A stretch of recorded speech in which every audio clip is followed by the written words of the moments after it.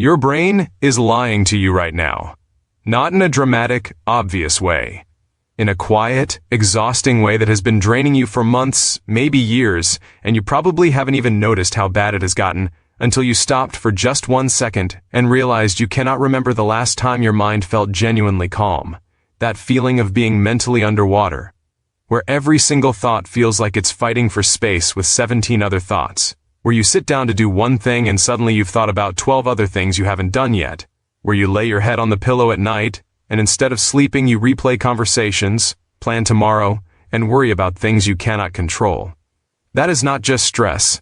That is mental overload, and it is quietly stealing your life from you. And before we go any further, I want you to know something important.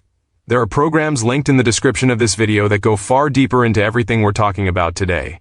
People who have used what's in those resources have described it as the mental reset they didn't know they needed. They won't be available down there forever, and the ones who act now are the ones who tend to get the most out of them. So if you're someone who takes their mental clarity seriously, check the description after watching. Now let's get into this. Picture your brain as a computer, a powerful one. But imagine that computer has 240 browser tabs open. Music playing in 3 of them, a video buffering in 1, 17 different documents half finished, and someone keeps opening new tabs every few minutes without closing any of the old ones. That's not a software problem, that's an overload problem. And the solution isn't to get a better computer, it's to close the tabs. Most people who struggle with mental overload don't realize they're living inside a cycle that feeds itself. The more overwhelmed you feel, the harder it is to think clearly. The harder it is to think clearly, the less you actually get done. The less you get done, the more guilt and stress piles on. And then the cycle starts again, but heavier than before. You've probably felt that spiral before. That moment where you're so overwhelmed that you're doing nothing at all, just sitting there feeling paralyzed while the to-do list grows and the pressure builds and your chest feels tight. Researchers who study cognitive load have found that the human mind has a very real limit for how much it can actively hold and process at once. When you push past that limit, performance doesn't just dip slightly, it collapses. Decision-making becomes poor, memory suffers, creativity disappears, and emotionally, you become reactive, irritable, and disconnected from the people around you. Studies consistently show that chronic mental overload contributes significantly to anxiety, burnout, and even physical health problems. This isn't weakness, this is biology. Here's what nobody tells you though. Mental overload is not fixed by working harder, it's not fixed by grinding through it, it is not fixed by simply being more productive. The people who actually conquer mental overload don't manage more, they think differently. And that distinction is everything. Let me show you what that actually looks like in practice. The first change is so simple it almost sounds too simple, and that's exactly why most people skip it. Start your day by writing down only 3 things that genuinely matter today. Not a 10-item list. Not a brain dump of everything floating in your head. Just 3 things. The reason this works is rooted in how the prefrontal cortex handles priority. When your brain doesn't have a clear hierarchy of importance, it treats everything as equally urgent. And when everything is equally urgent, nothing actually gets done effectively because your attention is constantly being pulled in every direction.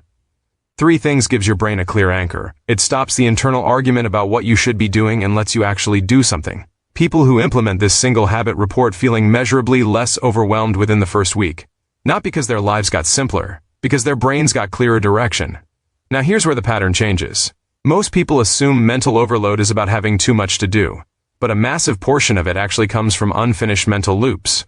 Psychologists have known for nearly a century that the brain has a deep compulsion to keep thinking about unfinished things. It's called the Zeigarnik effect.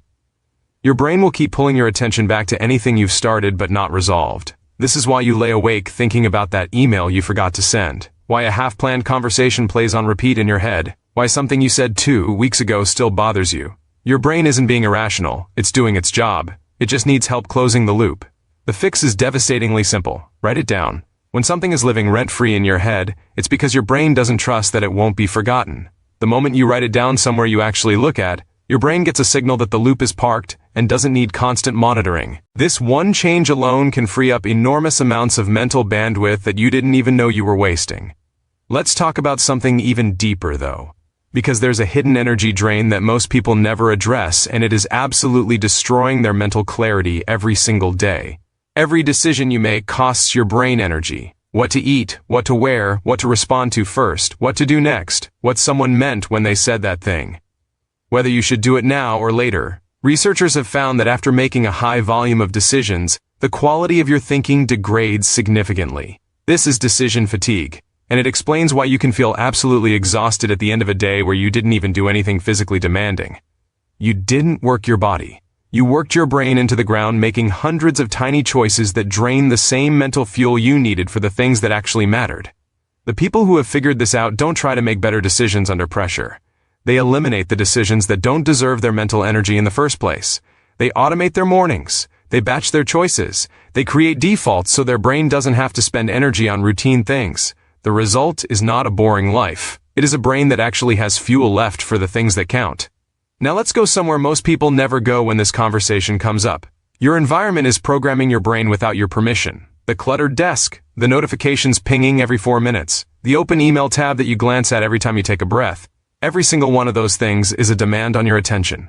And attention, like energy, is finite. Your brain is constantly doing background processing of everything in your visual and auditory environment even when you think you're focused.